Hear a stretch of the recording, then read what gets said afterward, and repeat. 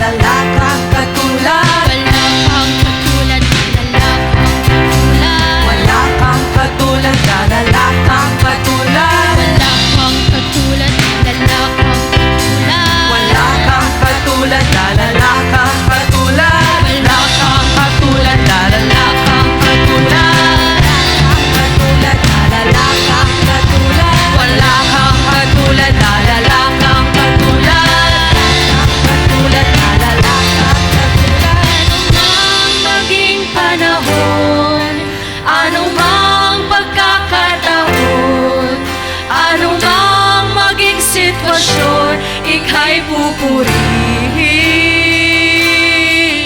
Anumang maging panahon, anumang pagkakataon, anumang maging sitwasyon, ika'y pupurihin. Anumang maging panahon, anumang pagkakataon, anumang maging sitwasyon, ika'y pupurihin. Anumang maging panahon, Anumang maging panahon, anumang pagkakataon, anumang maging sitwasyon, ika'y pupurihin. Ikaw at ikaw pa rin.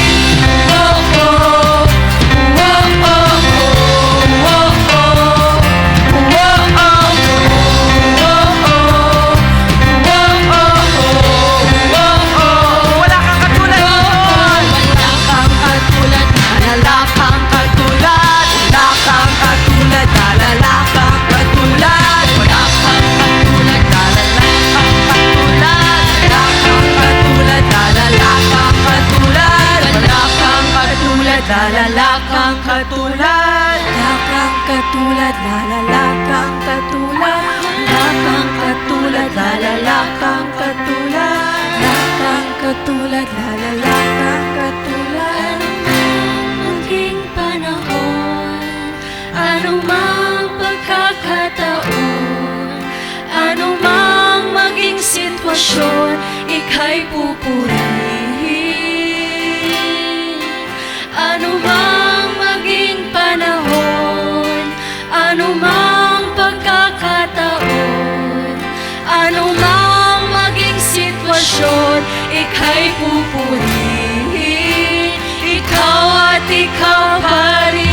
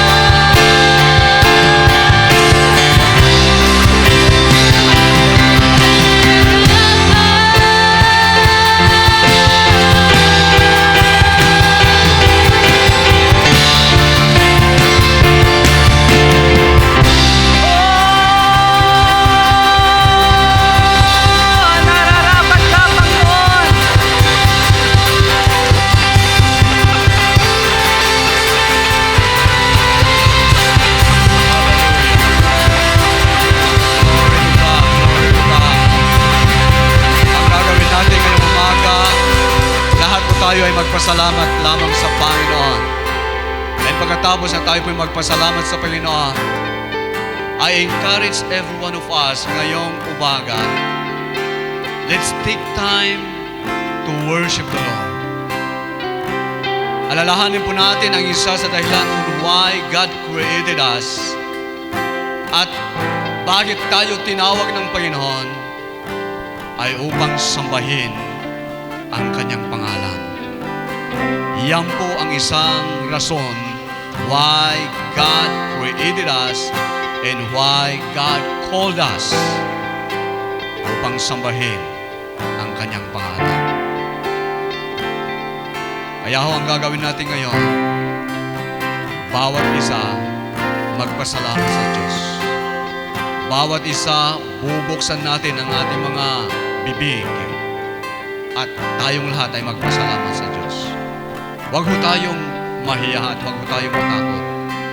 Alam po ninyo ang isang bata, kung ang isang bata bago siya ho hihingi sa kanyang mga magulang, kung ang isang bata ay marunong magpasalamat, alam po ninyo yung puso, yung isang magulang, kung nakikita niya ang kanyang mga anak na laging nagpapasalamat, kahit kunting bagay lang.